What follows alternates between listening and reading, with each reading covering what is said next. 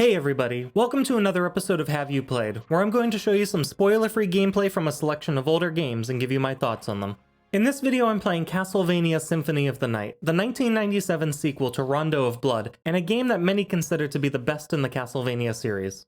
Before playing this game, my exposure to the Castlevania franchise was fairly limited. I had a friend who used to play the Castlevania games when we were growing up, but aside from that, the majority of my Castlevania knowledge came from the animated Netflix adaptations. Now, it's easy to look at a game like this and to dismiss it outright when comparing it to a majority of modern games, but Symphony of the Night excels in a lot of areas, and it helped revitalize the genre at the time, so let's talk about it. But enough talk! Have at you!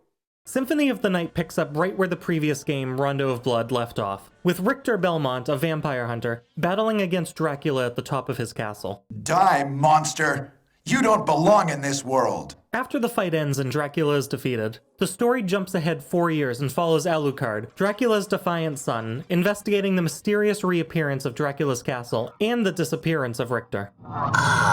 Alucard, what is your business here? I've come to put an end to this.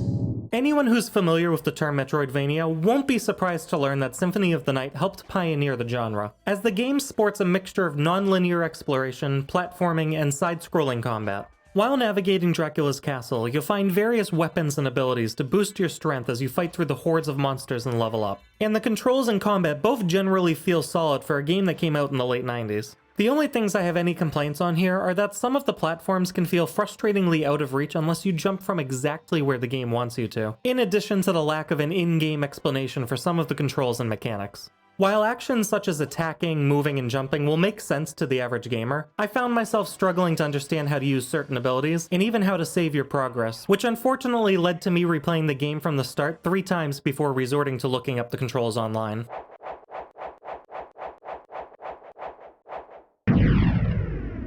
As for the enemies and bosses, Symphony of the Night features a good variety of monsters, some of which are incredibly easy to deal with, and some of which will make you question if you're actually good at video games or not. Fortunately, most of the enemies you'll encounter can be taken down in a few hits, but there are more than a few that move unpredictably, and a few others that are just annoying to deal with in general.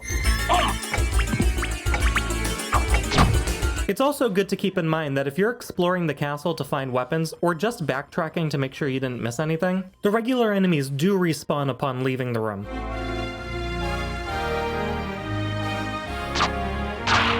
Bosses, on the other hand, are obviously a bit tougher to deal with, and one of them specifically kept beating me into a corner and locking me into combos until I died.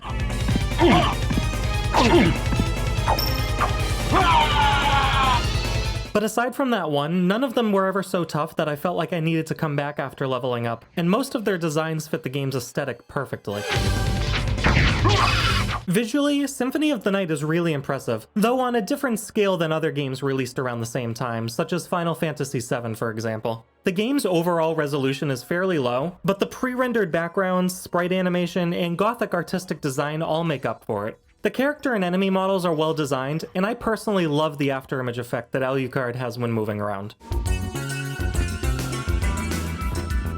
Dracula's castle also showcases an array of different architecture types, ranging from long hallways to haphazard exteriors and towers that require a ton of platforming to get around. And I give Symphony of the Night credit here because I'm often critical of games where the environment repeats itself, especially those where the game takes place within one location the entire time, and Dracula's castle has a ton of variety.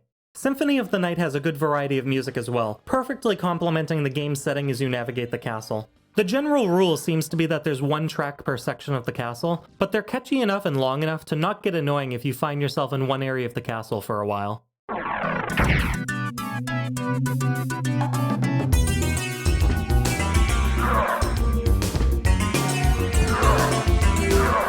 As for the voice acting, it's fine. Some of the performances are a bit melodramatic and over the top, but they still contribute to the game's overall charm, and it's better than just watching text scroll across the screen, so I'll give it a pass. It was not by my hand that I'm once again given flesh. I was called here by humans who wish to pay me tribute. In terms of overall performance, I don't believe I encountered any bugs or glitches in the 4 hours that I played. However, the one thing I'll point out is that there was a small and awkward window of load time between areas, and it made me think that my system was about to crash.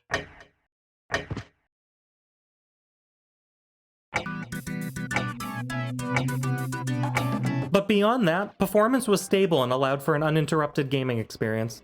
Like I said at the start, it's easy to look at Symphony of the Night after playing a game like Ender Lily's Quietus of the Nights or Hollow Knight, and to dismiss it as just another old game. But there's a reason that it has a reputation as one of the best in the Castlevania series. The challenge it presents, combined with the exploration elements and overall ambience, make for a memorable experience, and there's a great deal of replayability with the game's multiple endings and optional areas. So whether you're rushing to the top of Dracula's castle, or you're taking your time to collect items and level up, there's plenty to keep you engaged. Well, perhaps we'll meet again, if you live that long.